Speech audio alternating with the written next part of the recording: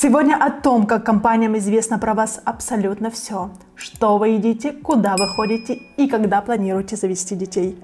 Поговорим о Big Data. Поехали! Специальные сервисы сканируют фотографии, лайки, чтобы потом это все собрать и попытаться продать ваши данные рекламным компаниям. Мы каждый день натыкаемся на новые слова и понятия. Интуитивно мы понимаем смысл, но точного понятия у нас в голове нет. И как раз таки Big Data это и есть вот это понятие, в котором нам нужно сейчас разобраться. Оно вроде бы и не сложно, но не всегда понятно конкретно, что имеется в виду. Тем более людям, которые очень далеки от сферы IT. Определение Big Data обычно расшифровывается очень просто. Это огромнейшая информация, обычно бессистемная, которая хранится на каком-либо цифровом носителе. Иными словами, это метод обработки больших данных для получения новой информации, которую тяжело получить обычными способами. Big Data – это вообще огромный объем информации, который измеряется в терабайтах, петабайтах и вообще в таких цифрах, которые, кажется, даже не можем представить. Но вокруг этой темы, на мой взгляд, очень много шумихи, потому что все думают, что это больше про хайп, больше такой какой-то мейнстрим, но на самом деле тут скрываются очень обычные вещи. Это борьба за рынок. И не просто борьба, а борьба за каждого отдельного человека как потенциального покупателя, потребителя услуг или товаров. Например, при установке Фейсбука, Инстаграма, Телеграма, неважно, что вы там устанавливаете себе, всегда есть сообщение, где написано «Вы согласны с обработкой персональных данных». Обычно это галочка, и пока вы не отожмете данную галочку, вы не сможете скачать какое-либо приложение. И когда вы нажали эту галочку, теперь данное приложение имеет доступ ко всей вашей информации, к фотографиям, видео, к сообщениям, ко всему, что использует данное приложение. Приложение сканирует и запоминает ваши предпочтения.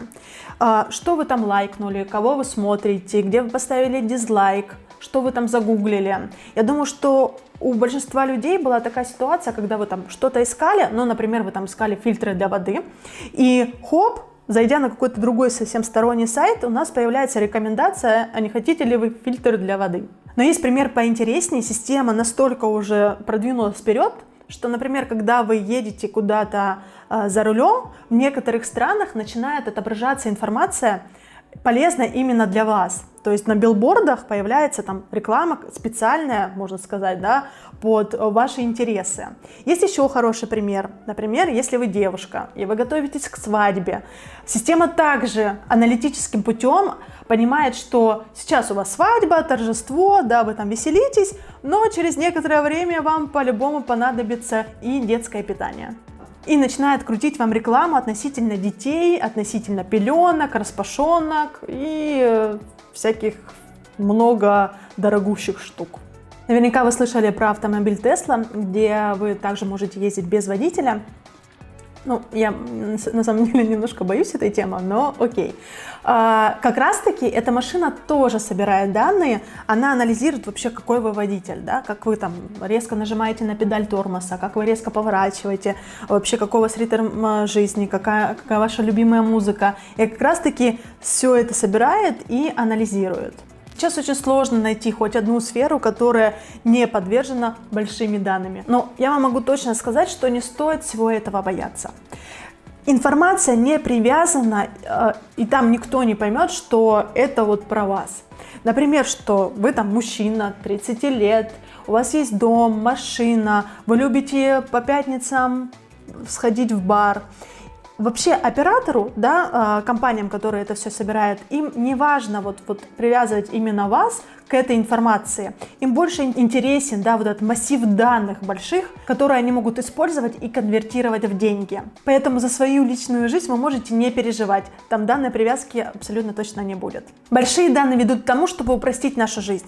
Магазины все чаще будут рекомендовать тот товар, который нам понадобится. Врачи, например, смогут проводить профилактические меры от каких-либо болезней. И все это Big Data. Не стоит ее бояться, а стоит понять, как она может вообще упростить нашу жизнь. На этом все. Спасибо большое, что досмотрели данное видео до конца. Увидимся в следующем видео. Лайк, пожалуйста. Делитесь этим видео с вашими друзьями. Я буду вам очень сильно благодарна. Увидимся в следующем видео. Пока-пока.